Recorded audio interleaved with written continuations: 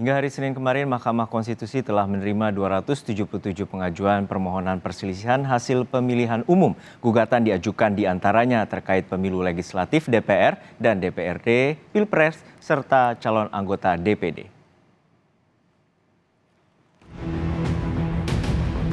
Hasil resmi pemilu 2024 telah diumumkan pekan lalu. Banyak pihak yang puas, tak sedikit pula yang merasa kecewa. Kini, KPU dihujani ratusan gugatan ke Mahkamah Konstitusi terkait pemilu 2024. Paling tidak, hingga Senin 25 Maret 2024, Mahkamah Konstitusi telah menerima 277 pengajuan permohonan perselisihan hasil pemilihan umum PHPU. Juru bicara Mahkamah Konstitusi, Fajar Laksono, bilang tidak semua aduan akan ditangani MK. Mahkamah Konstitusi akan mengkaji terlebih dahulu seluruh permohonan. Dari 277 daftar pengajuan permohonan, 263 diantaranya pemilu legislatif DPR dan DPRD, 2 Pilpres, dan 12 calon anggota DPD. Ada 277 pengajuan permohonan, 263 diantaranya itu DPR, DPRD, 2 Pilpres, dan 12 calon anggota DPD.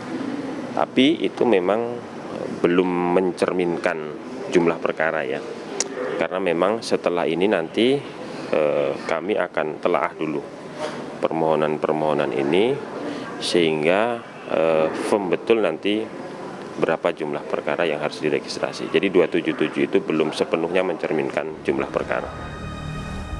Hakim Konstitusi Anwar Usman dipastikan tidak akan dilibatkan dalam sidang perselisihan Pilpres. Hal ini merujuk pada putusan Majelis Kehormatan MK tahun 2023 guna mencegah konflik kepentingan. Selain tak dilibatkan menangani sengketa Pilpres, Anwar Usman juga tak dilibatkan menangani sengketa Pileg khusus PSI. Mahkamah Konstitusi telah menetapkan 3 hakim untuk memimpin sidang sengketa perselisihan hasil pemilu 2024. Ketiganya akan menjadi ketua di 3 panel. Mereka adalah Soehartoyo, Saldi Isra, dan Arief Hidayat. Sidang sengketa Pilpres akan dimulai 27 Maret 2024, sementara untuk putusan selambat-lambatnya 22 April 2024 mendatang. MK punya waktu 14 hari untuk memutus perkara.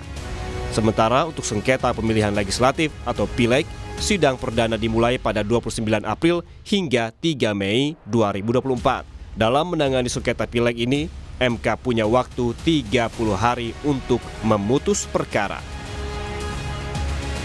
Tak hanya Anwar Usman, Hakim Konstitusi Arsul Sani juga dipastikan tidak akan menangani perkara perselisihan hasil pemilihan umum atau sengketa Pileg yang terkait dengan Partai Persatuan Pembangunan atau P3.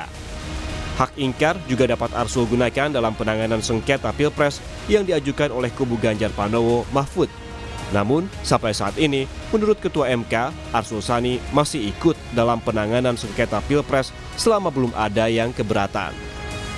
Membatasi keterlibatan Anwar Usman dan Arsul Sani dalam penanganan sengketa pemilu bisa jadi merupakan langkah untuk mengembalikan kepercayaan publik terhadap Mahkamah Konstitusi yang kadung tercoreng. Namun apakah langkah ini cukup? Tentunya harus pula diiringi dengan sikap dan gebrakan keputusan yang mewujudkan keadilan. Tim Liputan, Kompas TV. Untuk mengetahui informasi terkini dari Mahkamah Konstitusi, kita sapa jurnalis Kompas TV, Jona Hamonangan. Jona, hingga saat ini bagaimana persiapan dari MK jelang sidang perdana yang akan dilakukan besok hari? Ya, jumlah persiapan yang dilakukan oleh MK sudah begitu maksimal, mulai dari kesiapan dari hakim sampai panitera pengganti, sedangkan untuk ruang sidang juga sudah disiapkan. Nah, untuk sidang perdana rencananya akan dimulai besok, di mana sudah ada jadwal atau agenda dari 2 sidang, di mana sidangnya adalah fokusnya untuk di pagi hari adalah sidang untuk pemeriksaan perdana atau pemeriksaan awal berkas, khususnya kepada tim 01 khususnya dari kubu Anies, sedangkan yang dilakukan pada siang hari pada pukul 13 adalah pemeriksaan berkas dilakukan pada kubu 03 atau tim Ganjar. Yang pasti terkait dengan pemeriksaan yang dilakukan besok itu lebih kepada pemeriksaan berkas atau pengecekan di mana mulai dari bukti ataupun dari hal lain di mana sudah dikumpulkan, di mana fokus utama adalah melakukan pengecekan terlebih dahulu. Nah, untuk pemeriksaan dilakukan di mana kalau kita lihat sudah ada 277 laporan atau yang akan masuk, namun dari 277 ini hanya 2 yang fokus pada laporan Pilpres. Yang pasti untuk terkait dengan kesiapan, mulai dari kesiapan dari gedung sampai juga kepada panitera dan juga para hakim sudah begitu maksimal. Jadi besok ketika sidang dilaksanakan sudah siap dilakukan dan juga tidak ada halangan yang berarti yang akan dilakukan. Juno? Iya, Juno, saat ini ada 277 pelaporan. Lalu bagaimana mekanisme persidangan? Apakah pileg lalu kemudian pilpres dilakukan bersamaan atau secara paralel dengan diselesaikan satu persatu? Juno, terkait dengan adanya sidang yang dilakukan mulai dari besok ini, di mana total ada 277, sebenarnya dari 277 ini tidak semuanya yang akan disidang. Jadi nanti dari hakim akan menyeleksi dulu, mulai dari seleksi berkas. Nah, untuk sidang dilakukan, ini untuk fokus yang dilakukan untuk besok ini adalah fokus pada pemeriksaan kepada Pilpres.